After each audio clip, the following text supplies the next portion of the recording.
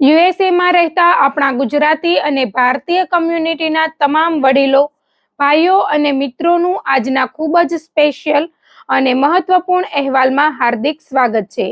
જો તમે અમેરિકામાં રહો છો, જો તમે સોશિયલ સિક્યોરિટી બેનિફિટ્સ મેળવી રહ્યા છો અથવા તો તમે રિટાયરમેન્ટની ઉંમરની નજીક પહોંચી રહ્યા છો, તો આજનો આ અહેવાલ તમારા માટે આખા વર્ષનું સૌથી ઇમ્પોર્ટન્ટ રિટાયરમેન્ટ અપડેટ સાબિત થવાનું છે. એટલું જ નહીં, જો તમારા ફેમિલીમાં કોઈ વડીલ હોય, તમારા પેરેન્ટ્સ હોય કે કોઈ એવા સંબંધી હોય જે આ કેટેગરીમાં આવતા હોય, તો પણ આ માહિતી તમારા આખા પરિવારનું ફાઇનાન્શિયલ ફ્યુચર બદલી શકે છે. હાય, આઈ એમ પાયલ પટેલ. તમે છો મારી સાથે એનઆરઆઈ પલ્સમાં. એક રિસર્ચ પ્રમાણે સમગ્ર યુનાઇટેડ સ્ટેટ્સમાં લાખો રિટાયર્ડ પુરુષો અજાણતા દર વર્ષે હજારો ડોલર ટેબલ પર છોડી રહ્યા છે, એટલે કે પોતાના હકના પૈસા ગુમાવી રહ્યા છે. નિષ્ણાંતોનું કહેવું છે કે સમસ્યા એ નથી કે આપણા આ સિનિયર્સ આ બેનિફિટ્સ માટે એલિજિબલ નથી. અસલી પ્રોબ્લેમ એ છે કે ઘણા લોકોને એ ખબર જ નથી હોતી કે સોશિયલ સિક્યોરિટી સિસ્ટમની અંદર એવા કેટલાક ખાસ રાઇટ્સ, હિડન પ્રોવિઝન્સ અને ટેક્સ એડવાન્ટેજીસ અસ્તિત્વ ધરાવે છે, જે તેમનો મંથલી પેઆઉટ વધારી શકે છે. આજે જ્યારે અમેરિકામાં કોસ્ટ ઓફ લિવિંગ અને ઇન્ફ્લેશન સતત વધી રહ્યા છે, ત્યારે ફિક્સ ઇન્કમ પર જીવતા આપણા વડીલો માટે આ એક ડોલરની કિંમત બહુ મોટી બની જાય છે. નિવૃત્તિના આયોજનમાં સૌથી પહેલો અને મોટો પ્રશ્ન એ આવે છે કે સોશિયલ સિક્યોરિટીના પૈસા લેવાનું શરૂ ક્યારે કરવું. રિટાયરમેન્ટ એક્સપર્ટ્સના જણાવ્યા અનુસાર આપણા લોકો જે સૌથી મોટી ફાઇનાન્શિયલ ભૂલ કરે છે, તે છે તેમના સોશિયલ સિક્યોરિટી ક્લેમનું ટાઈમિંગ. યુએસએના નિયમો પ્રમાણે દર વર્ષે લાખો લોકો 62 વર્ષની ઉંમરે પહોંચતાની સાથે જ સોશિયલ સિક્યોરિટી બેનિફિટ્સ એકત્રિત કરવા માટે એલિજિબલ થઈ જાય છે. આપણી ઇન્ડિયન મેન્ટાલિટી પ્રમાણે જ્યારે કોઈ વ્યક્તિ 62 વર્ષની થાય ત્યારે તે વિચારે છે કે મેં આખી જિંદગી આ દેશમાં ટેક્સ ભર્યો છે, તો પછી હવે રાહ શેની જોવાની? લાવ, જેટલા વહેલા પૈસા મળતા હોય એટલા લઈ લઉં.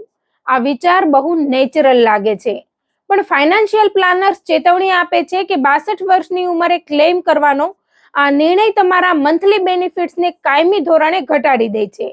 આ વાતને એક સિમ્પલ એક્ઝામ્પલથી સમજીએ.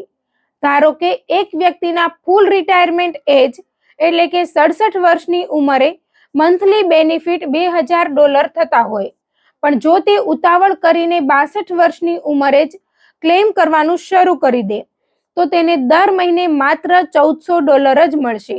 આ ઘટાડો કાયમી એટલે કે પરમિનન્ટ રિડક્શન છે.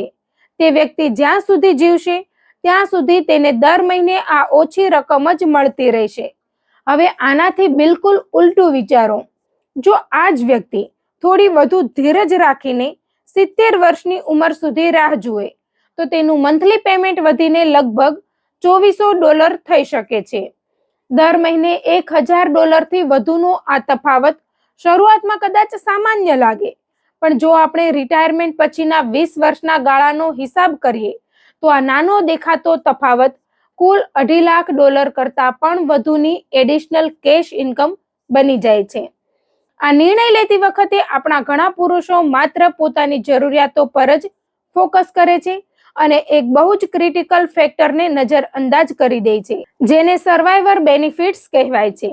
સોશિયલ સિક્યોરિટીના નિયમો પ્રમાણે જ્યારે કોઈ મેરિડ વ્યક્તિનું ડેથ થાય છે, ત્યારે તેની પાછળ હયાત રહેલા જીવનસાથીને મૃતક પાર્ટનરનો સોશિયલ સિક્યોરિટી બેનિફિટ મળવાપાત્ર થાય છે. જો તે તેમના પોતાના બેનિફિટ કરતાં વધારે હોય, જો પતિ વહેલા ક્લેમ કરીને ઓછી રકમ લોક કરી દેશે, તો ભવિષ્યમાં તેની વિધવા પત્નીને પણ એ જ નાની રકમ મળશે. પરંતુ જો પતિ 70 વર્ષ સુધી થોડો ટાઈમ રોકાઈને મોટો મંથલી બેનિફિટ સિક્યોર કરે છે, તો તેના ગયા પછી તેની પત્નીને પણ જિંદગીભર એ જ મોટી રકમ મળતી રહેશે. સ્ત્રીઓનું આયુષ્ય પુરુષો કરતાં વધુ હોવાથી ક્લેમ કરવામાં વિલંબ કરવો એ તમારી વાઈફના લોંગ ટર્મ પ્રોટેક્શન માટેનો બેસ્ટ નાણાકીય નિર્ણય છે. જો તમે ઓલરેડી વહેલા બેનિફિટ્સ ક્લેમ કરી લીધા હોય અને પાછળથી તમને ભૂલનો અહેસાસ થાય તો નિયમો તમને 12 મહિનાની અંદર તમારી એપ્લિકેશન પાછી ખેંચવાની એટલે કે વિડ્રો કરવાની પરવાનગી આપે છે. તમે અત્યાર સુધી મેળવેલા પૈસા ગવર્મેન્ટને પાછા આપીને ભવિષ્યમાં હાયર બેનિફિટ માટે ફરીથી ફ્રેશ એપ્લાય કરી શકો છો.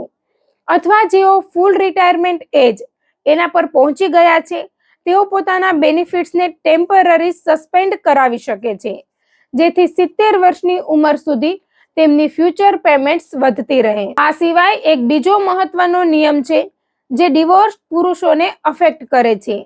જો તમારા લગ્ન ભૂતકાળમાં ઓછામાં ઓછા 10 વર્ષ સુધી ચાલ્યા હોય અને તમે હાલમાં અનમેરિડ હોવ તો તમે તમારી ભૂતપૂર્વ પત્નીના અર્નિંગ રેકોર્ડ્સના આધારે સોશિયલ સિક્યોરિટી બેનિફિટ મેળવવા માટે પાત્ર બની શકો છો. આનાથી તમારી ભૂતપૂર્વ પત્નીના પોતાના મંથલી બેનિફિટમાં $1 ઘટાડો થતો નથી અને તેને ખબર પણ નહીં પડે કે તમે આવો કોઈ ક્લેમ કર્યો છે. આના માટે તમારી ઉંમર ઓછામાં ઓછી 62 વર્ષની હોવી જોઈએ. નિવૃત્તિના આયોજનમાં ટેક્સ પણ યુએસએમાં રહેતા આપણા સિનિયર્સ માટે બહુ મોટી ચિંતાનો વિષય છે, પરંતુ ટેક્સ એક્સપર્ટ્સના જણાવ્યા અનુસાર રિટાયર્ડ અમેરિકનો હવે અત્યાર સુધીના સૌથી મોટા કમ્બાઇન્ડ ફેડરલ ડિડક્શન માટે પાત્ર બની શકે છે. આ કપાત તમારી ટેક્સેબલ ઇન્કમને એટલી હદે ઘટાડી શકે છે કે અમુક કેસોમાં તમારે સોશિયલ સિક્યોરિટીના પૈસા પર $1 ફેડરલ ઇન્કમ ટેક્સ ચૂકવવો જ નહીં પડે. પહેલી રાહત સ્ટાન્ડર્ડ ડિડક્શન દ્વારા મળે છે.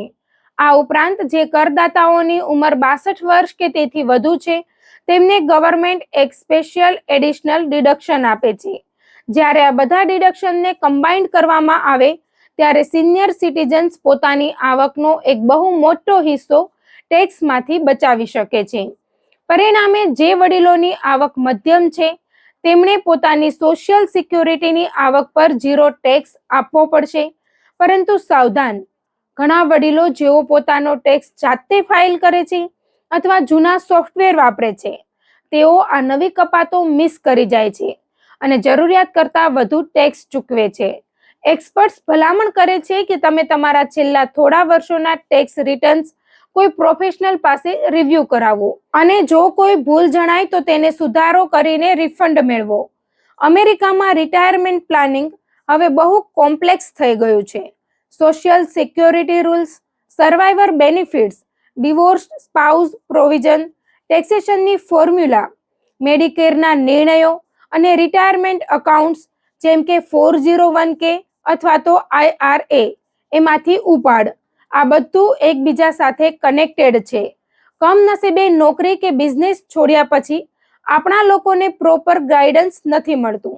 ઘણા લોકો એવું માની લે છે કે ગવર્મેન્ટ આપણને ઓટોમેટિકલી પૂરેપૂરો બેનિફિટ આપી જ દેશે, પણ રિયાલિટી એ છે કે આ આખી સિસ્ટમ એ વાત પર ડિપેન્ડ કરે છે કે તમને કયા પ્રશ્નો પૂછવા અને કઈ સ્કીમ્સ વિશે તપાસ કરવી તેની ખબર છે કે નહીં.